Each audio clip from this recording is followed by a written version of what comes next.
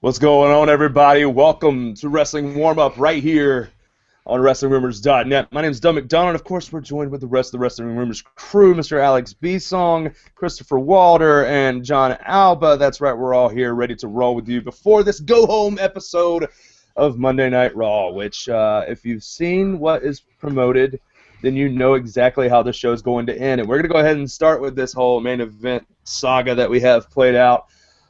Guys, is there any way that this episode doesn't end with all 5 men that are in this street fight being enclosed in this cell? Is there any other way this thing goes down?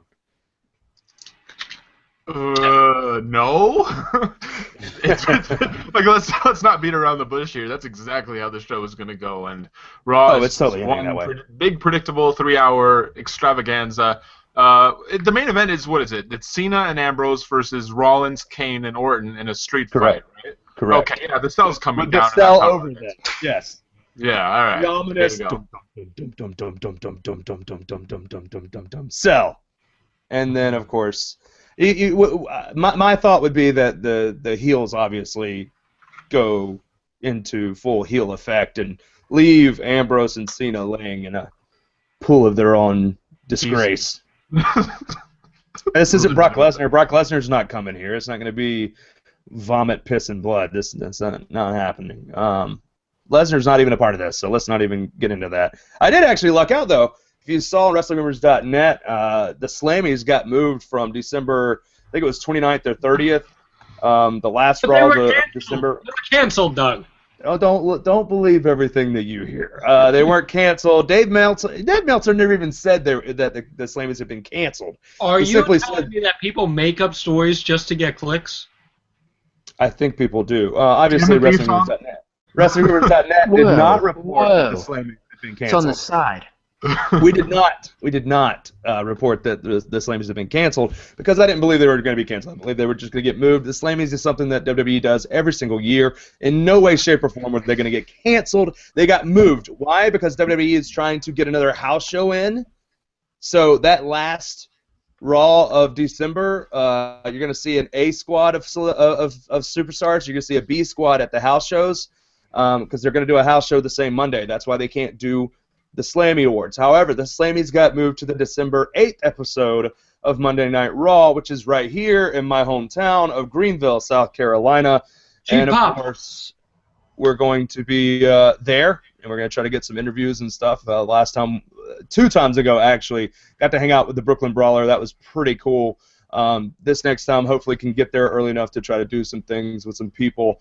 And, of course, I'll probably make sure that I can log in mobily and do something with you guys before the show.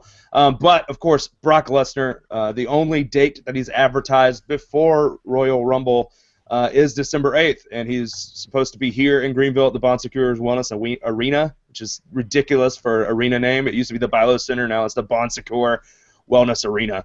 But he's going to be here, and I mean, likely he's going to win the OMG award and probably, whatever else. He's Superstar of the Year. There was every obvious choice for that. It's going to be between him and Daniel Bryan for sure. But both of those guys should be at the show. The Slammies should bring some good old-time guys. Usually Shawn Michaels is a part of that. There's a lot of people that they like to bring in back and forth. If they're going to keep promoting Stone Cold Steve Austin, I don't see why he couldn't appear.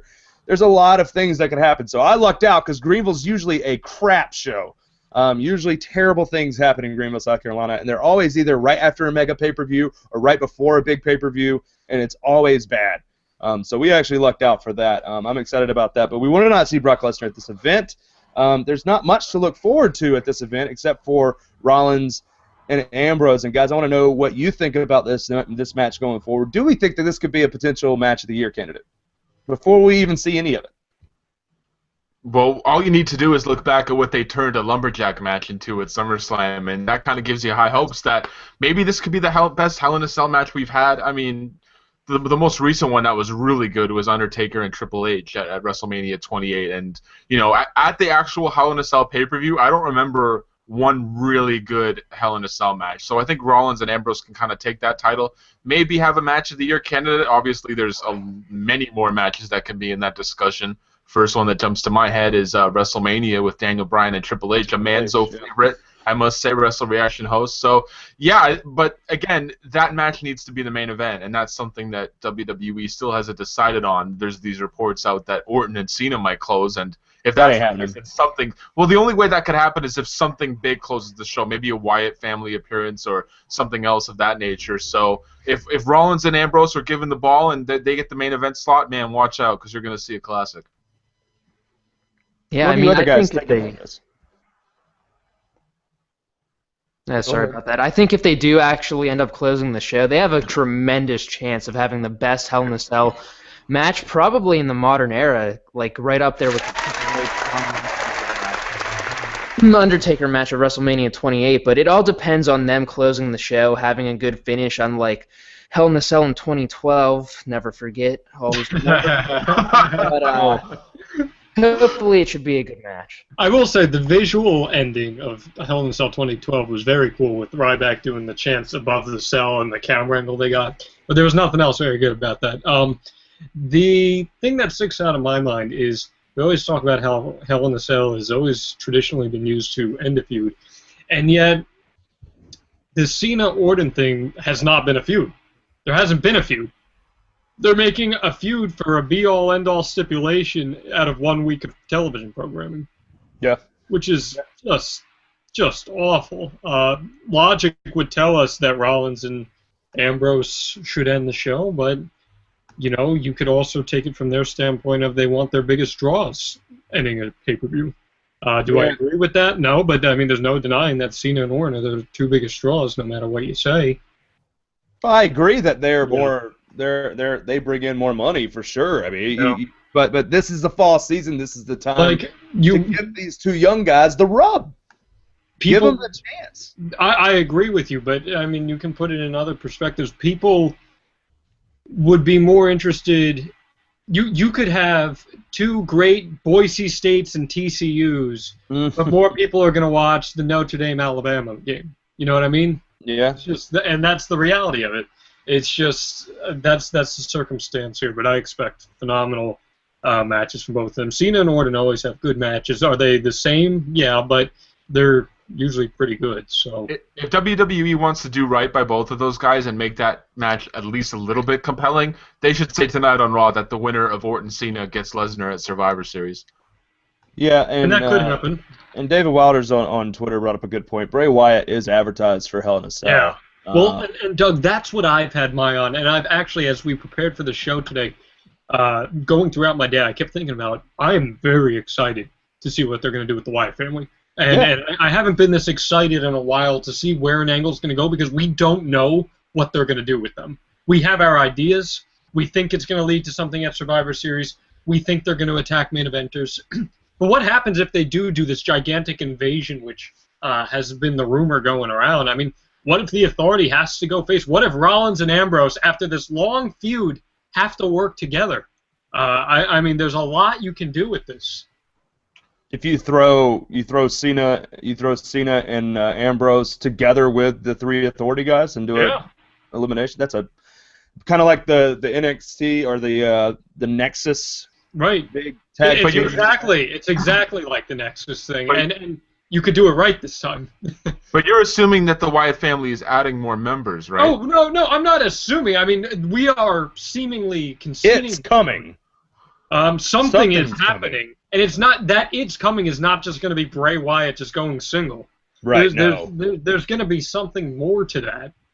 Are we under the impression that Harper and Rowan are out of the equation, though? No. Just add more on. Just because if you're going to do a big invasion, obviously you would probably need Harper and Rowan. But these videos that they've been doing saying about how both guys are on their own and he's set them free, I mean, how do you make sense of that? Ever think that it maybe just be to add credibility to them? Because, I mean, we've worked. They haven't even come out and done singles matches, but the video promos have worked in making these guys relevant in discussion again. And we've talked about this in the past.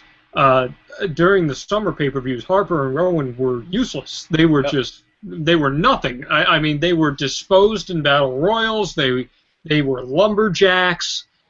So giving them instant credibility by doing that, I don't see an issue with that. Yeah, but I mean, like I said before, you can do the videos where you promote each guy, but the whole setting them free, that doesn't make any sense to me. And if you want to build them up as singles competitors or legitimate, stars in their own right, that's fine. But don't say or don't allude to the fact that they might be going on their own. So but then what is it then? What is the it that's coming? That's the thing, Walter. And I'm not disagreeing with you where I'm saying that, that's definitely not setting them free, but... And they keep saying she. And they did this for the Jericho promos in 2012, and everyone's like, the she's Stephanie McMahon, but it's just... I don't know. They actually show, if you watch that Wyatt promo where he's by himself, they show a woman sitting in the chair. I'm assuming that it's going to be Sister Abigail, is what they're referring to when they say she. But the pregnant woman with "It's Coming" written on it, obviously it's not a baby. So what is it? Where is that going? Obviously, the most intriguing and exciting thing WWE is producing right now are these promos, and it makes you instantly. When we 4 weeks ago were trashing the Wyatt family, saying they've done nothing in the last few weeks, they've done nothing in the last few pay-per-views. The one match with Jericho was the only thing that was good. The other things that they've done since the Cena feud has not been great, and I mean the Cena feud was mishandled. So it's one of those things where we said Bray Wyatt coming in was one of the most. He had the most wins in 2013. He was the most dynamic character in 2013, leading into 2014. We thought this guy is going to be, the next Undertaker type character, and it just fizzled out. I think that they figured it. I think they realized that the cheesy singing of "He's got the whole world in his hands" got old very quickly. Fans got sick of it as much as they put their flashlights from their phone up when they came out and basically turned them face. They had to take them off TV and repackage them and build them back up, and they've done an excellent job of doing that. It's exactly what we said had to be done, and bravo to WWE for actually getting something done well and done in a manner of time that didn't take too long. Because if we're saying Bray Wyatt is advertised for Hell in a Cell, especially locally, he's got to appear. And the only thing, like what you said, Walter, I completely agree. The only thing that really makes sense is for them to invade and do something with Cena and Orton, so that it's instantly impactful. I mean, it cannot be that they get involved with any of the mid-carders. It cannot be that they get involved in any of the other matches. It has to be that they get involved with the main eventers, and it's got to be Orton and Cena, or else Orton Cena 9003 is going to be just the same old crap that we've seen over and over again. It would be interesting seeing them work together. I solely think that we're going to get an invasion of some sort. It's coming means something's happening. And that takes us away from Brock Lesnar. We're not thinking about Brock Lesnar at that point. Well, I always felt that Bray Wyatt, especially in this era where the Undertaker is going to be almost nearly permanently out of the picture, Bray Wyatt could kind of step into that role of being that, superhuman, above all else kind of character that everyone kind of chases. He's unbeatable, this monster, so to speak. So if they can kind of turn Bray Wyatt into that, because if this run flops, what he started as. But what I'm saying now is that if this run, whatever they're packaging him towards now, flops, that does not bode well for him. They're giving him every chance to succeed. I hope this just excels to better heights for the guy. Yeah, I mean, if you look at Bray Wyatt, that's how they booked him, and completely from the start of him and Kane at SummerSlam last year. He got the victory over Daniel Bryan when Daniel Bryan was the hottest guy in the company at Royal Rumble, and then went into a feud with the company's top guy. And that is what killed the momentum. They threw him with John Cena, and of course John Cena had to go over. And he couldn't go anywhere else from there. No, you've reached the top in such a short span of time, and they've built you up to be this guy that's unbeatable.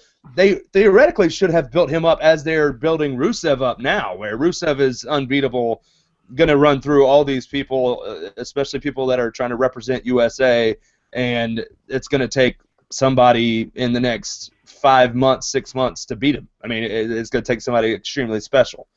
And, of course, we all think that's going to be Kurt Angle, but that's a whole different story that we can get into later on. I'm reading a pretty decent point here from Jazz in the chat room. Remember when Jericho made his return and they had those promos where there was like the little boy and the girl sitting in the classroom and kind of these metaphors? Yeah. What if maybe this Wyatt family thing, there's no really secret meaning towards it. Maybe they're just going to return and that's it. And then don't say anything and just waltz around a ring for... No, they just come back. They just return, like at Hell in a Cell or Survivor Series. There doesn't have to be an invasion. There doesn't have to be anything else. Maybe they just come back. There doesn't have to be. We're hoping. Right. This is WWE, and it is the fall. It very well could be them just coming out, and there's Bray Wyatt watching John Cena and Randy Orton, and that's all we get. But if they want to make an impact, they want to make this guy an instant heel again. That really has a impactful character. It's got to be something big. It's got to be an attack. It's got to be an invasion type. Why do thing. I feel like the chances of them just returning are much greter than them doing something? Because it's WWE, and that's what we've been getting as of late. The creativity has been at an all-time low. Outside of the videos, outside of the promos, the creativity has been at an all-time low right now, and that's where we are. But we've got this street fight tonight with the main guys, and yeah, that would be an interesting dynamic to carry over. This feud between the Authority and Ambrose and Cena is to make them work together at the next pay-per-view. That would be I would pay to see that, John. That's an intriguing angle that I haven't even thought about. Especially Rollins and Ambrose. If they are, they have this amazing Hell in a Cell match where they just tear each other to shreds. I mean, we were talking about it. We totally would not be surprised if there was some blading going on. Those are two guys who want to go all the way. Hell, freaking Dean Ambrose's nipple was sawed off at a CZW event, right? And he sewed it back on himself. But I think that would be an awesome dynamic. Would that require more Wyatt members? Yeah, it would. And maybe that's something it's time for. I know that. I'll tell you what. Thank you. That takes us to the Royal Rumble without Brock Lesnar. So if that's what it's going to take. Okay, so here's my thing. When Lesnar does return, which we know he's going to be on Raw on December 8th, and he may just appear with Paul Heyman just to get the awards, but for me, with him knowing that he's not going to be at TLC, do you go ahead and start planting the seeds of whoever's going to take him on at Royal Rumble on that Raw? Do you have someone come out and challenge him for that title? Cena! It has to be him. With the way that match ended, they can't go any other way. With Cena? I mean, it has to be Cena at Royal Rumble, in my opinion. It has to be. That was my Justin Roberts. Yeah. The only other person almost as releasable. The only other person I could realistically see fight Lesnar at Royal Rumble is probably Orton, just because Royal Rumble, when it comes to title matches at that pay-per-view, they could basically get away with anything. We saw Lesnar versus Hardcore Holly once, so don't sell short an Orton appearance. And Orton, a great way to turn Orton face would be against Bray Wyatt. Yeah, I agree. Definitely. I agree. And one of the biggest things for me, though, the way this has been going and the way that we know, Randy Orton still hasn't gotten a championship rematch from WrestleMania. What if they do this whole thing where we know Randy Orton's going to split from the Authority soon and feud with them? We just don't know what's going to happen. That's why we're getting that Rollins stuff. But the thing is, where does that leave Randy Orton for Royal Rumble and or WrestleMania going forward? You're getting Orton versus Rollins at WrestleMania. Really? I would bet on that. You want a bold prediction? Orton versus Rollins at WrestleMania. Bold. At WrestleMania. See, I think we get that sooner. I think we're getting it at WrestleMania. Because I think if what you guys are talking about, I think if what you guys are talking about with this whole Wyatt thing, where Authority members might have to team up to take on the Wyatt family, that gets us to Rumble. Maybe we see Orton or Rollins eliminate each other in the actual Royal Rumble match. That leads us to WrestleMania. See, I could see Rollins Orton at TLC. I could too. I think Orton's going to turn before Rumble season, or at least start feuding with the Authority and start. He's already getting cheered every time he comes out because Orton right now is putting on some of the best matches he's put on in forever. I mean, this has been the year. Yeah, and he's of Randy Orton's great match. I mean, Randy Orton, and especially with the popularity of what happened last week with the RKO vines and everything that stemmed from his match with Dolph Ziggler last Monday night, Randy Orton can be as over as a babyface right now as John Cena was in 2005. I mean, he literally could have, here's a whole other second chance for Randy Orton to go face and be a big star. And where the star power is lacking in that arena, yeah, there's not a lot of big main event heels right now. There's not a lot of big main event faces. It'd be nice to see Randy Orton get that turnaround. We do know that Chris Jericho is coming back in November, so where does he fit into all this? I mean, where does Chris Jericho fit? He could pick up Wyatt if they have to have faces team up to face them and their new members. Yeah, if you want to do a Survivor Series match, you can easily throw Jericho in there. But unfortunately, I think his stature amongst fans and maybe even in the company has gotten to the point where you just kind of want to stick him with the mid-card guys. Like, I could see Jericho versus Cesaro. I could see him maybe a feud with Miz. I don't know. I just can't. I wouldn't envision him doing anything with Wyatt or Cena or Orton or getting back in the main event scene. I would love to see him actually come back as a heel for one last run. I think his face work was fine, but him as a heel works better in my opinion. He is a better heel. Like he's said it over and over again in his documentaries and his books. He wants to be dragged out like he was in 2003. He wants to be dragged out, kicking and screaming. Basically, is how he described it. Or 2005, excuse me. He wanted to be dragged out that way, kicking and screaming like a sniveling heel. Like that's the best character that he has. But also what you're talking about with Chris Jericho and the fans' perspective, he's one of the ones that the fans as a part-timer still vie for when he comes back. I mean, he got the biggest pop of his career at Royal Rumble. I mean, that alone will go ahead and show you. I mean, last year at the Royal Rumble, he got the biggest pop he's ever gotten, ever. He's one of those guys that you can try to turn him heel, but he's going to get cheered.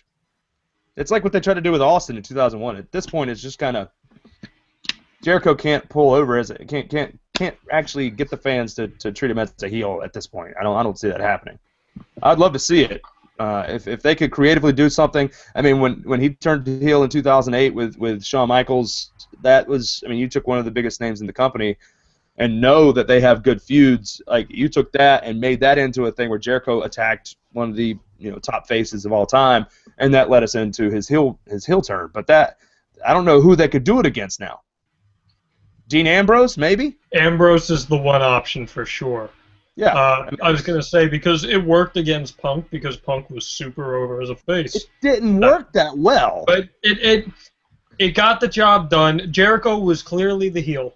The crowd clearly favored Punk. Was it super cut and dry? No, but it was clear enough that you knew that Punk was the good guy and Jericho was the bad guy. I mean, people cheered when Jericho attacked Punk with the Jack Daniels bottle. I mean, because they wanted to see the feud. And then they laughed because he fell. If anybody remembers that. He fell right on his ass. He flipped thanks to the JD. Which and not because he drank it, or for what we know, because we do know that Jericho does love his booze. He slipped on Jericho Hall? Jericho Hall, yeah. I do have that T-shirt somewhere from old school stuff. But let's keep talking. We mentioned Rusev for a second. Let's talk about Rusev. What do you guys think of Rusev? Overall, what do you think of Rusev and the push and everything that's happening with him?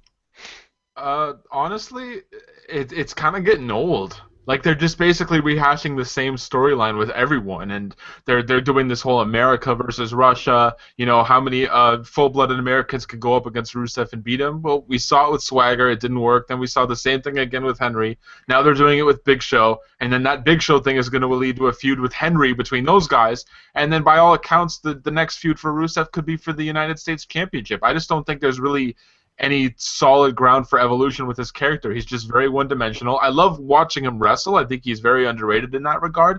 But at the same time, his character is not getting any deeper. It's just him going out there with Lana every single week, bashing the country, and then out comes, the red, white, and blue. That's it. There's nothing more to that. 2 of the last 4 Survivor Series will have had Big Show and Mark Henry on the card. Yeah. There you go. I mean, that's definitely coming, and we know that it's coming. Like there's no other end to this Rusev match. I will Big say, Show, but having Mark Henry come out, especially after on SmackDown where Big Show said, "I want to win this match on my own. Don't come out there." The way I don't know if anyone saw SmackDown, but the way they set it up on SmackDown, there was a little inkling in the back of my mind that Big Show could be the heel in this feud, and Mark Henry could be the face. Big Show can just get pissed that he comes out and knocks him out right then and there. But the thing is, the issue with me with Rusev right now is they're basically booking him as a babyface even though he's the heel. Last week on Raw, he got attacked by 2 babyfaces. Did anyone else did not see that? Like, I don't understand. This is someone that you've been booking as a major heel for so long, and then he gets attacked. He gets double teamed by 2 babyfaces. I don't get it. But it's 2 guys that are much larger than him, not even like 2 small guys. But he's supposed to, exactly right. I mean, it's 2 huge bullies. I mean, be a star, right? I mean, Rusev's freaking attacked by 2 guys. Is that poor booking, or is that WWE trying to make Rusev look like this dominant force where they need 2 guys of that stature to take him out? Because he is undefeated. No, that's WWE putting precedence on a Big Show Mark Henry feud. Yeah, Maybe. I mean it is, and it definitely is, but don't do it at the waste of the push you've given Rusev. I like the guy. I think he can go in the ring. I think he's very, very good for a big guy. He's agile. I mean, those kicks he lays into the face are really good. He does good ring work. He can work with anybody. I like him a lot. We got good matches with him with mid-card guys. We're getting good matches, with other people. I mean, the Big Show matches aren't fantastic, but they get the point across that Rusev's a force to be reckoned with. And then you have Rusev get beat down by 2 guys last week. I didn't like that at all. I do like the dynamic you're talking about, Walter, where it definitely is, these 2 guys that have to be able to take Rusev down, but it's not the thing I want to see. I want to see Rusev stay completely, utterly dominant, and no one be able to take him down until we get to whoever the Olympic hero is that's going to actually waste him come WrestleMania 31. Because I honestly don't see Rusev losing until WrestleMania. I don't. I will not pick Rusev to lose in our predictions until then.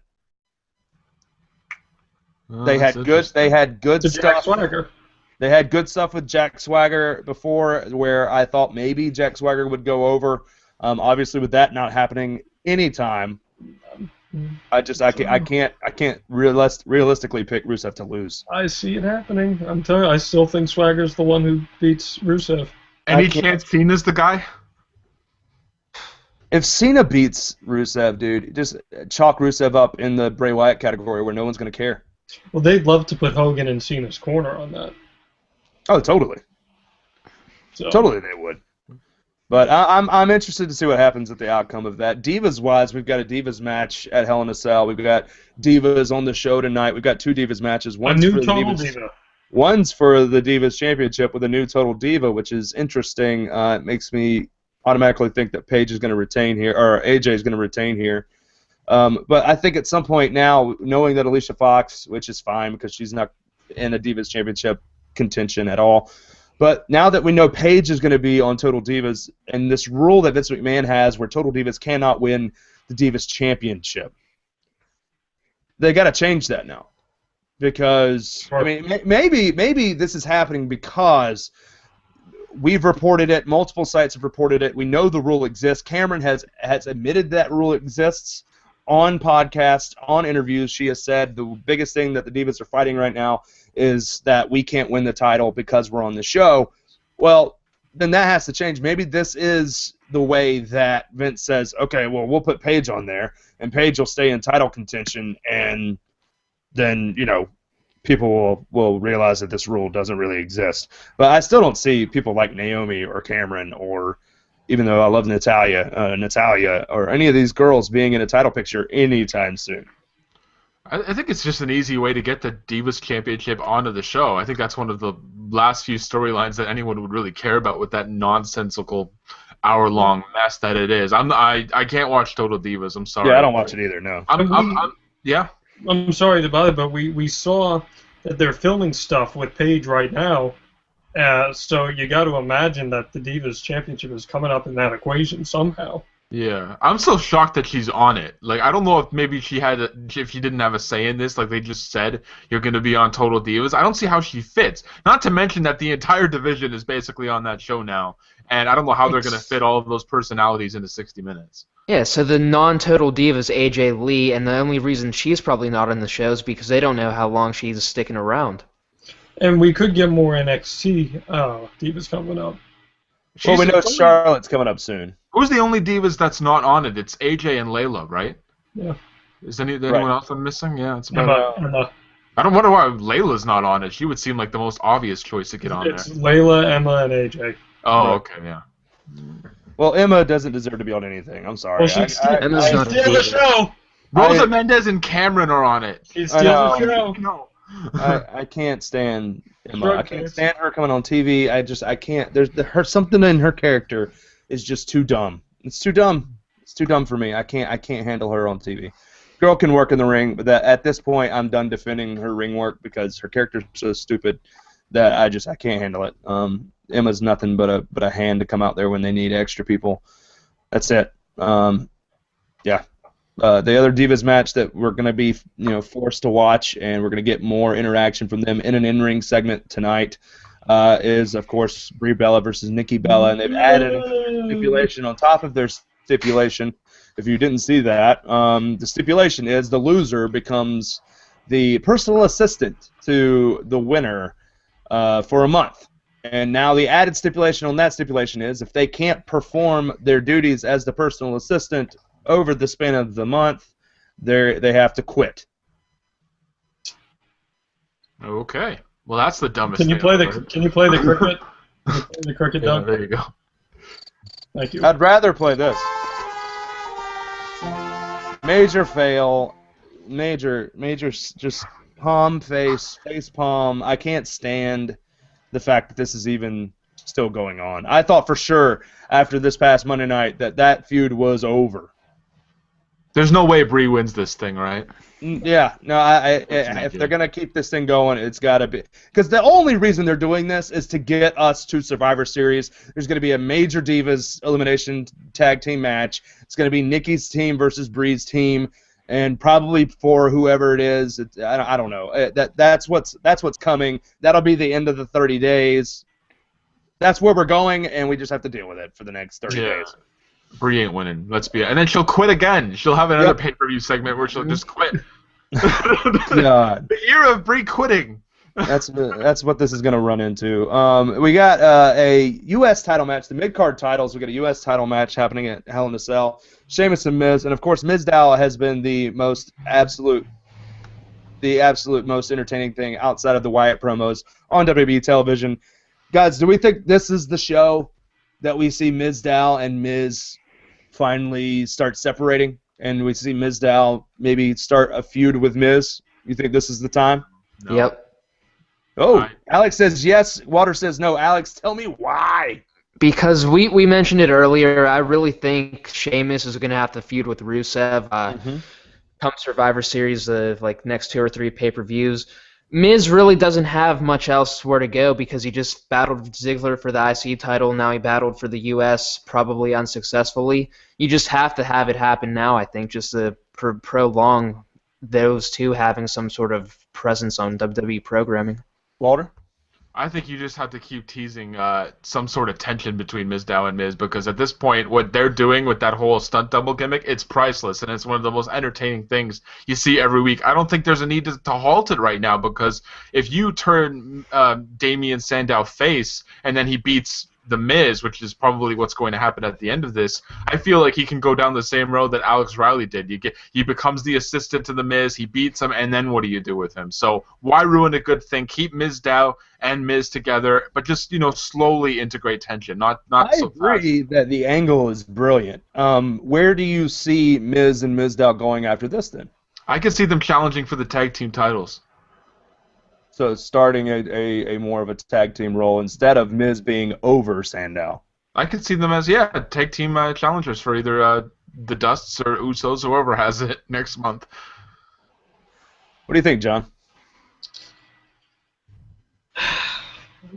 you know, Any day everything but Ambrose Rollins really pretty much sucks right about now, doesn't it? It does, yeah. I mean, yeah, but I'm talking about things that actually are I interesting, know. like Damian Sandow. I mean, Miz isn't interesting me right now, though. It really is just Sandow. I still didn't see the point other than them trying to expand the feud of Ziggler and Miz going at it. There's been no tension between Miz and Sandow that was noticeable, so I guess it'll keep going. You know your feud is garbage when the best part is some guy standing outside the ring trolling what you're doing. And he's brilliant. He really is fantastic. But that just shows that no one cares about Sheamus or Miz. Right, Like, and worst exactly feud right now. Worse than Nikki and Brie. I'm sorry to say. I can't stand Miz Sheamus. I will say, Sheamus is doing really good work right now. So is Miz. I've never been a huge Miz fan, but the Miz Sheamus matches have been good. Yeah. The Miz Ziggler matches were good. The matches have been good. But the dynamic sucks. Oh, the creative is terrible. The creative idea outside of Mizdow doing this whole shtick that he's doing is bad. The angle's bad. They just flopped from a couple months ago, and now we're going to get Cesaro and Ziggler at Hell in a Cell. They're going to make that match tonight on Raw. It'll be awesome. And that's going to be a great match. There's going to be I cannot wait to see Ziggler sell an uppercut from probably the top rope. I mean, that's probably what we're going to get because Ziggler loves just putting his body on the line every single match. But the thing is, who cares? Right. Who cares? Unless Cesaro wins the title on Sunday and they keep that feud going, who cares? You know they're going to put the belt on Cesaro because that's what they're Because we pick Cesaro every single pay-per-view. He never wins. We'll pick against him. Yeah, he's gonna win it just because of that. He never wins, but I'm definitely picking Cesaro here. I don't know why. I feel they're going to carry this. I think they're going to carry this feud. Alex, you can say what you want, buddy. BNB, that's all I have to say. He's coming back Survivor Series, so there's no way they give it to Cesaro. They're giving it to a face. So you're going to say that when Bad News Barrett comes back, he's going to be a heel? Well, the Bad News gimmick, I know he was a face whenever he left, but... He'll be booked as a heel, but the fans will cheer him as a face. Oh, he'll get turned instantly. He'll be the tweener. I don't see any other way when he returns that he doesn't get a huge pop and it stays. It sticks. That's what happened at the night after WrestleMania, and he was booked as a heel. Yeah, but it didn't work. What do you mean it didn't work? It didn't work as a heel. He didn't work as a heel when he came back. Healthy. Because they spent like nearly a year and a half doing that IC title tournament, and then after that, it's like. Sorry, that's the longest thing. We're definitely going to get Cesaro and Ziggler booked tonight. I don't know if we have any other surprises. The tag titles, if they make a tag title match. What's Hogan doing tonight? Hogan's probably going to be doing the breast cancer awareness stuff. I mean, I don't see him doing anything else on there tonight. But Hulk Hogan, and that's the thing. Hulk Hogan's not being advertised on the 5-point preview. And we heard that he's going to be there tonight. He said that he was going to be there tonight. And then reports came out today that he's going to be next week. Like it got moved to next week. Last time Hogan was on there, it got super promoted. WWE had it on their website all over the place. Now it's not on there for tonight. I don't know if he's still going to be on there tonight. Yes, not. Even though, maybe it's next week. But either way, it's going to be for the Coleman stuff. It's not going to be for anything other than he's wearing a pink T-shirt. What are the chances tonight we see the Usos and Goldust and Stardust in another 6-man tag team match? I say the odds are probably extremely good. I would say that you have a 100% chance of seeing that happen. Oh, that's like the running joke of Raw now. They haven't put Joan Rusev with them, have they? I'm just like I want them to come out and say that Teddy Long is backstage as the Raw general manager because we're getting so many freaking 6-man tag matches. Let's talk one thing here. I don't expect it to be immediate, but the Brad Maddox promo. Yes. Last week. Yes, on the WWE app. Speaking of general managers here, mm-hmm. I don't know if all of you guys saw it, but he came back and he seemed pretty pissed. He pretty much said he was going straight for the Authority. I have no idea what to think of it, but it was interesting. Yeah, I don't know where that's going to go, but I do know from fan reports at different live events, he's been working at live events. He's been working the NXT live events as well. And Alex Riley's been working the NXT live events, which is surprising and crazy to think about after he said that he was done with in-ring work. Everyone's saying that Brad Maddox has been great in the ring, like been absolutely great in the ring, and where I'm interested to see what he does. And we may see him. We may see him tonight. I mean, that's where it's going. He spent 3 months in a cave. That's what they're going to go with, and now he's back and is good. Like Yoda trained him in Dagobah, and now he's gone through the tree of illumination and has come out and is now better than he was beforehand. Anybody that wants to call me a nerd for knowing Star Wars, get over yourself. I just think that's the closest thing I could compare it to. He was in a Star Trek water. He was in a cave for 3 months, and now he's back and pissed, and now he's going to go after him. So I don't know what the deal is there. John, very good thought of bringing that up to light, because we very well may see him come out. I mean, we need more superstars on the main roster. We need guys that can go. We know that Maddox can go in the ring. Reports have been that he's been good. He can talk. He can talk. He's definitely got charisma. People were digging him as his little, crybaby, little sniveling boss's right-hand stooge. And now, I mean, we know Jamie Noble and Joey Mercury are going to get in the ring soon. Maybe he takes on the Stooges. I don't know. I hope he comes back to referee the main event match at Hell in a Cell. Come back as babyface ref. Oh my God! And Alex, he just keeps bringing it back to his favorite Hell in a Cell match ever. I remember watching that pay-per-view and just staring blankly at the television, being like, "Well, what is happening?" That was it. I was like, "That's the end of Ryback." Ryback's killed, and he's been dead. But Ray, you want to talk about that, Alex? Ryback is on his way back. They just they don't have anything for him. Make him a face. But they're waiting to make him a singles push again. Give him a What's happening. Make him a single star that is a baby face, not a heel. That's all you have to do. He's the big guy. They just can't change his character. If he shows the charisma on camera that he showed in the hospital bed in his little video on YouTube, he can make it as... But the thing is that it's so close to the sarcastic Bad News Barrett character without saying, I've got bad news. It's basically the same thing. I hope that they keep it, because it's what's gotten him over with fans over the last few months. I really hope that when he comes back, they keep him as a babyface, they make him as a babyface, they keep the character. Singles push definitely coming. I don't think you see anything going on with Curtis Axel. We actually talked about potential Wyatt family members, and maybe Curtis Axel's one of those. Because he has a beard? That's literally the only Then reason. I'm a candidate. But no, you got to think, the whole promo schedule, the whole promo idea behind these things is that Bray Wyatt's saying, I fixed so-and-so. I fixed so-and-so. And now they're ready to go attack the world. Can he fix other stars that haven't been able to do anything?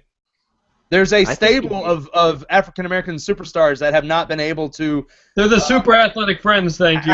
Actually appear on television together on Raw. Like, what's going on there? They're still working singles matches out of the character that they show. They're showing... Okay, after the commercials for the new WWE video game, they're showing commercials with Kofi Kingston, freaking Xavier Woods, and Big E together talking about the video game, and I'm entertained by them. I don't understand why they're not on Raw as a stable yet. I don't get it.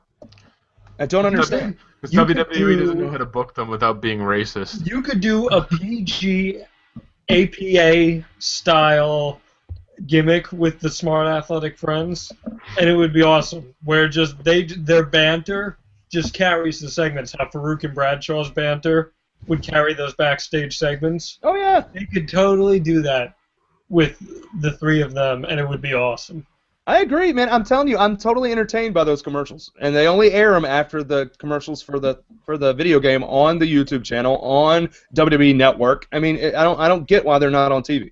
And Big E has our sense of humor to a T, Doug. Oh, it's he and Xavier Woods, all them do, man. It's one of those things that I'm totally into that stable, and they're not putting them on TV. I don't get it. We need other tag teams. We need forces like that. It's just not happening. I would love to see them come out tonight on Raw. I don't know if it's going to happen. They're probably going to be singles matches that waste time and don't progress anything. No, the week before a pay-per-view, they're not debuting anybody. No. Whether it be Maddox or Kingston or anybody. You know what? What I am going to call tonight is we are going to get the last Wyatt family video, and I guarantee you, bold prediction again, that it's going to say that they will be on the pay-per-view Sunday. I think they'll So show you the think- vignettes on the event itself.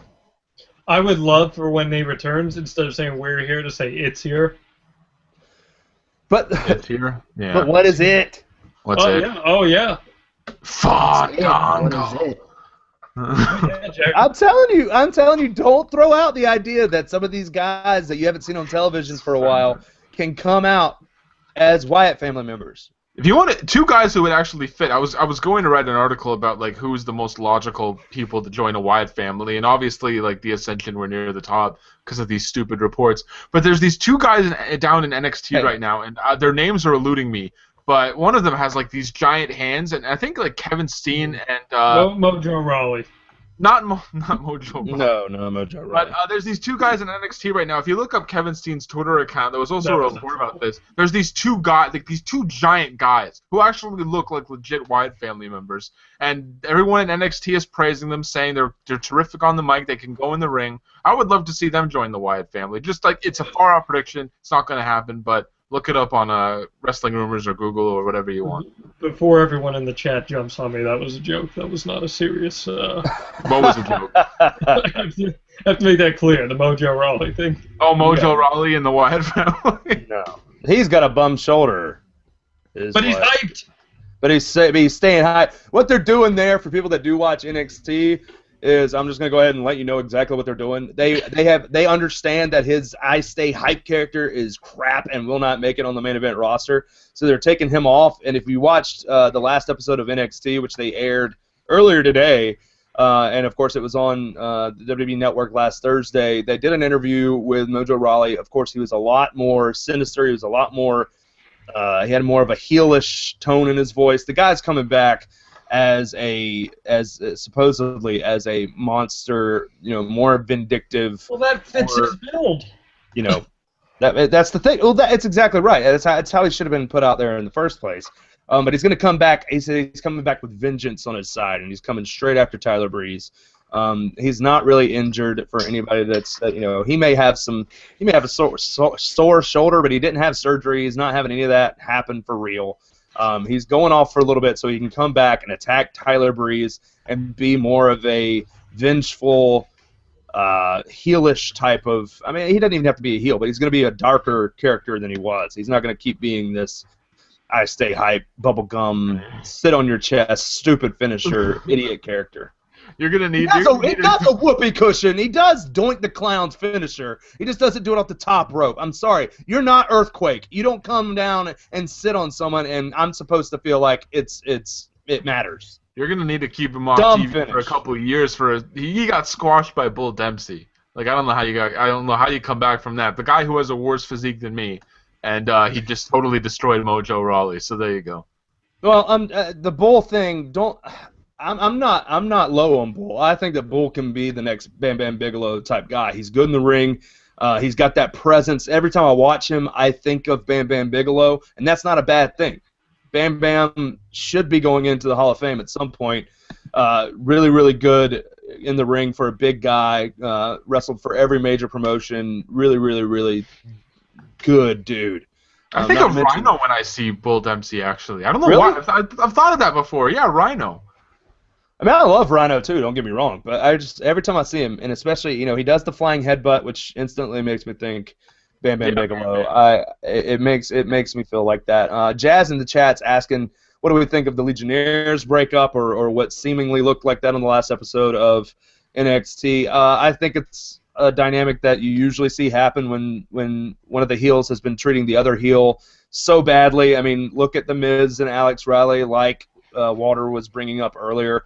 I don't think that it's going to amount to much. You're going to see the hairless one, as I have been referring to him. The hairless one is going to be a face that What's people his name, Doug? dig for a little bit longer. And then, of course, you're going to get, I don't know, it starts with an M. I don't pay attention to those guys. I don't like them. Martin Louis. Yeah, see? There you go. Ask anybody else. Let's talk about a tag team that matters. Let's talk about the vaudevillains. Let's talk about my boys. I looked like a vaudevillain earlier this weekend. I posted a picture on John Alba's Facebook account. He was taking some sort of picture at school, and he had like the curly mustache, and he looked exactly like Simon Gotch. I thought it was hilarious. Well, I really think that Enzo. I think that tag team. It's gonna be awesome. It's gonna be awesome. They're gonna be so over on the main roster. It's ridiculous. Oh, have you seen the girl? Are so Carmella. Oh my God! Dude, she debuted. Girl is good looking and did really good work in the ring. Like came in there. That finisher looked like it hurt. Yes, it did. Just like stretches her neck back like she's gonna cut it off. It was almost a more vicious. I mean, I guarantee you, William Regal taught her that. I'm sorry. It's a more visual Regal stretch. That's what it is. So I liked the debut of Carmella. I thought it was good. I thought it was very well hyped. If you watch the episode, I don't know who Old Blue Pants was, but that's the only name that they even gave that poor jobber girl. She was just Blue Pants. That's what they called her the entire time. You give everybody else on NXT a terrible, terrible name, and you can't even give this girl a name. It's just Blue Pants. Has anyone else seen that picture of the NXT? It has like Triple H in the middle, and then he's surrounded. Has like Charlotte, Neville, Zayn, Steen, Balor, and Tommy. Was that for the next special event, the next NXT show? It's just advertising Steen for that thing. It's a promo for like upcoming live events and stuff. Like it's what's at the top of like NXT live events, and yeah, Steen's on there. The next round of tapings is in what, 2 weeks? Yeah, I think so. Because Balor debuts in the first week in November. Right, and Steen is supposed to make his debut during those tapings. Right. So it would not surprise. The interview last week on WrestlingRumors.net. That's extremely right. But I will tell you this: I definitely, you can bank on Steen being involved in that next takeover event on December 19th or whatever it is. Yeah. I found the stuff that Steen said about Sami Zayn very interesting in that interview. He said that he and Zayn really aren't that good of friends, and they have kind of had their issues with one another in the past. Did he allude to issues? I thought they just don't cross paths a lot. He said that they've had their good moments or something along those lines, and they've had some not so good moments. I hope they're teasing. Maybe that's a tease towards Zayn winning the NXT title and then doing a feud with Steen. I think it's totally what they're doing. I think they're gonna. I think that interview. There's so many other times where you see these two guys embracing each other. I know that they're probably not the best of friends, but I guarantee you, I mean, as much respect as they have for each other, they're going to have a feud soon because they had so many freaking good matches in the Indies. I mean, Steen versus Generico, some of the best, one of the best ladder matches I've ever seen in my life. Yes. Pile driver on the ladder. Oh, dude. Package pile driver goes through 2 ladders. Amazing. Ridiculous. So I'm excited about that, and I hope that was just kayfabe, John, where they're going to allude to them being friends on the show a little bit, and then we'll get the two friends one of the friends doesn't like each other, and there we go. Because we're all in agreement that Zayn's probably going to win the title in December. In December, it has to. His whole road to redemption started on Thursday, and that's going to take us from. Is he a post-WrestleMania call-up? I guarantee you, yes. He is a post-WrestleMania call-up. Yes. And then you'll see Neville at least in the Royal Rumble. I would say Neville's definitely in the Royal Rumble. I mean, there's 40 men involved in this Royal Rumble coming in January. You're going to see NXT. Well, it's interesting. You're going to see Sami Zayn in that. Whereas it sounded like Zayn would be the guy people were all about. It sounds like, at least from recent reports, that Neville's finally getting over with the mainstream crowd, which is good for him. Especially given his accent, which always holds a superstar back, regardless of what people want to say. Well, no, his accent's going to hold him back on the main roster. I mean, the best thing they could have done for Rusev is give him Lana. Period. I still think Neville's gonna need, at some point, he's gonna need a mouthpiece. The guy is so good in the ring. He's so good, and I love watching him wrestle. But his accent is just so thick that it's gonna be a discredit for the guy. It really is. It's such an obvious connection to make, but I would love to see him pair up with Bad News Barrett, just because of the British thing. They could easily make something there, and having Barrett with Neville, I mean, best of both worlds, really. I think it would be great because even though Barrett's accent is there, it's a lot easier to understand Neville. Understand Barrett. He's a lot more over with the crowd. They'd be a killer tag It team. would be an amazing tag team. And let's face it, Neville's going to get over just because of the fact that he is absolutely nuts when it comes to his in-ring moves. Like, even the stuff that he does on a regular basis is more than what we've seen on regular television for the past year. Oh yeah, his little kick setup when he goes against the ropes, he does the kicks and then comes in and kicks him dead in the face. That's a fantastic package of moves that he does right there, and that's not even his setup for his finisher. Like, it's a sign, like, when they had that tag team match on Raw to promote the NXT show with Zayn and Neville versus Breeze and Kid, and people were just, like, blown away. And JBL was putting Neville over to, like, the nth degree because of just, like, he did, like, a moonsault, he did the Red Arrow. Like, he's going to be fine, even though his accent is terrible and he's not that great on the mic. Just let him do what he's good at, and he'll be fine. I mean, the only thing that really, yes, him who should not be named, Chris Benoit. Actually, yes, he won a major title. But one of the things that held him back. You can see it on the WWE He was on the Network. cruiserweight thing. You can see him in the WWE Network. You can see him in the title at WrestleMania 20. No. They didn't cut that out. It's there. You can't fast forward to the chat. You can't fast forward to the match, but you can watch it. He does win the title there. And I thought it was interesting. I thought that was Stevie Richards, but okay. One of his best friends in the world, Chris Jericho, even said that Chris Benoit should never go in the Hall of Fame. I don't know why people still ask that question. Should Chris Benoit go in the Hall of Fame? That will never, ever happen, ever. But one of his biggest downfalls ever was his mic work, and he didn't have an accent. He just was poor on the mic. And the guy could have went far, far beyond what he actually did if he actually had mic skills that weren't just rudimentary at best. But I kind of liken it to, Rob Van Dam got over super huge without being a talker of many words. And I think Neville could wind up being that same kind of guy, high flyer, doesn't talk a lot, and gets to the high mid card. Maybe even gets to a title shot, but I don't see that happening for him. I think he's a high mid card guy. I think the world of Neville. I think he's going to do great. WWE needs an RVD caliber guy. I agree, and not 2014 RVD. I agree completely. Like 2004. RVD will return in that Royal Rumble, though. I'll go ahead and say that right now. Well, yeah, it's Philly. And let's be fair. Does anyone really remember a Rob Van Dam promo that he's ever cut? I remember a couple, especially, but I remember most of his in from ECW or WWE. ECW. No, I'm saying I remember most of his promos for ECW. I definitely remember every word that he said during One Night Stand in 2005 when he couldn't wrestle. That was a great promo by him because it was from his heart and it was about ECW, and you could tell he was more passionate about that. WWE never wrote him anything to say that wasn't cool, dude. Yeah, radical. I mean, they didn't trust him enough to do a promo, but they let him go out there at ECW One Night Stand in 2005, and he did a great promo. It was from his heart. Jazz wants to know, before we get out of here, we're still talking about what's happening and who could be coming up, because Raw is probably going to suck tonight, so that's what we've been talking about. We've been talking more about NXT than anything else because it's the Well Done show at the moment. She wants to know, do we see the Lucha Dragons being a main roster caliber team? Do we see them actually working on the main roster? No. I think that they do. And merchandise more than anything else on that. Yeah. Absolutely. Absolutely, it's an emergence of Sin Cara, even though WWE is trying to say that this is the original Sin Cara, and Hurricane's so good in the ring. He's so good, but I don't agree with WWE trying to say it's the original Sin Cara, because it's definitely not. But it'll be a second coming for Sin Cara. Kalisto is ridiculous in the ring. Samurai del Sol, always been good in the Indies. Has a huge Lucha following, has a huge Hispanic crowd following. That team's gonna work.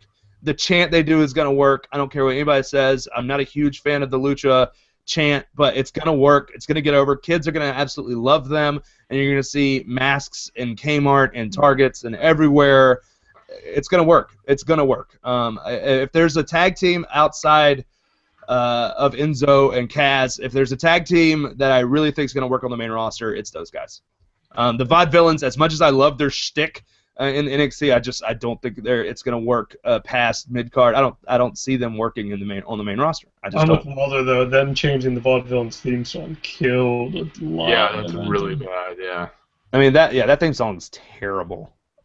Bad. The first one was goofy, and they were like going around the ring like doing this and stuff. And I will say that I mean, it played to their character. It did. And the new one's just bad. And the new theme for that Carmella girl is absolutely awful. It's a complete ripoff of that Iggy Azalea song. CFO. It is bad. CFO. It's literally okay. If you go back and look at WCW themes and you look at Chris Jericho's, freaking Pearl Jam-esque. Yeah. It's basically a ripoff of Even Flow without the lyrics. The chords are there, but it's just there's no lyrics, and it's a complete ripoff. Look at DDP's. They changed one note to make it not Smells Like Teen Spirit. Smells Like Teen Spirit, yeah. And that's exactly what CFO did to this Carmella entrance theme. It is the freaking I'm So Fancy song to a T. With no lyric, or there may have been lyrics. I don't remember if there are lyrics or not. There was the occasional word in there. Yeah. It is the exact same thing with just 2 notes different. They're trying to Vanilla Ice this thing, and it's bad. It's bad. It's bad. If you don't know what I'm talking about, Vanilla Ice got sued for using Under Pressure. For using Under Pressure for Ice Ice Baby, and his defense in the courtroom was it's not the same. Theirs goes dun dun dun dun dun dun. Mine goes dun dun dun dun dun dun. It's that little click. It's that little click that's different. And I'm like, dude, you're a freaking moron. That's why you lost the lawsuit, and that's why you're flipping houses and doing Ninja Turtle commercials for mac and cheese. It's beyond me how people can think that it's not the same song, but. I think that there's a lot of NXT promise. A lot of those guys and girls that are in NXT right now are going to do great on the main roster. They just need tweaks in their character. That's my thing. I think Corbin's going to do great on the main roster. Apparently getting a huge following at the arena. People are starting to really dig his mysterious character. Cool. Come on. We need more characters like you. I think that the NXT has more promise than a lot of other things on WWE's radar right now. So that's where we are. Tonight on Raw, we might actually see Bray Wyatt. Probably not, outside of any kind of vignette. But I'm more looking forward to that than anything else on the show. I want to know more about what they're teasing. Of course, we have the setup for Hell in a Cell, where you're going to see the cell come down on top of all 5 Street Fighters, if you will. During the last segment, how we've seen Tiger Uppercut, how we've seen the shows play out in the last 3 or 4 weeks. You're going to see a lot of Dean Ambrose. You're going to see a lot of Seth Rollins. You're going to see a lot of the Authority. You're going to see a lot of these guys all throughout the show, and I hope that we get more Wyatt videos than we have in recent weeks. I hope we get multiple things, maybe even an appearance, because we do know that they're going to be at the pay-per-view on Sunday. Don't forget that we do this pre-show before pay-per-views at 6 p.m. Eastern Time right here on WrestlingRumors.net. Warm-up pay-per-view special. That'll be this Sunday at 6 p.m. before the WWE Network's kickoff show. All of us will be here. We'll also be live tweeting during the event. We will be doing live results during the event if you can't watch it. So make sure you come back to WrestlingRumors.net and check all that stuff out. All the news and coverage that you need is right here on WrestlingRumors.net.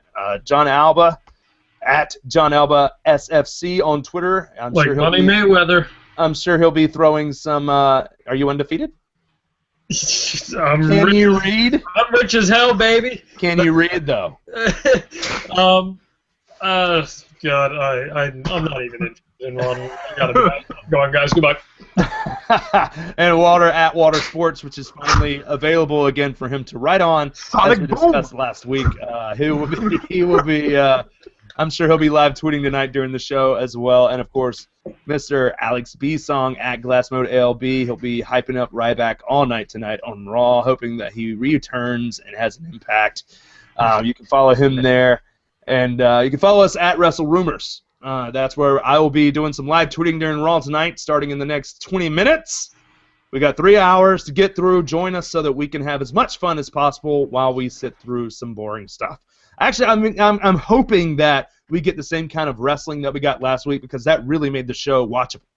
The matches last week on Raw were very good. There wasn't a wasted segment last week. I know we're going to get some more wasted segments this week than last week, but every segment had a purpose. I'm praying that they run tonight's show that way, because it really made the show more watchable. Even though the viewership was still going down as of last week, I think that if you keep putting on good shows like we had last Monday, then we will see a return in viewers. I, for one, enjoyed the show more than I have in the last 4 weeks. So join us at WrestleRumors for live tweeting and live coverage. And make sure you tune into WrestleReaction.net. That you need to go there following the show. You can get there through WrestlingRumors.net, or you can just go to WrestleReaction.net. I will be co-hosting with Frank Manzo tonight, immediately following Monday Night Raw, and we will be discussing what just went down and, of course, leading up to Hell in a Cell. So make sure that you tune into that. We'll catch you on the next one, and enjoy Raw. Wear the crown! Go Texans.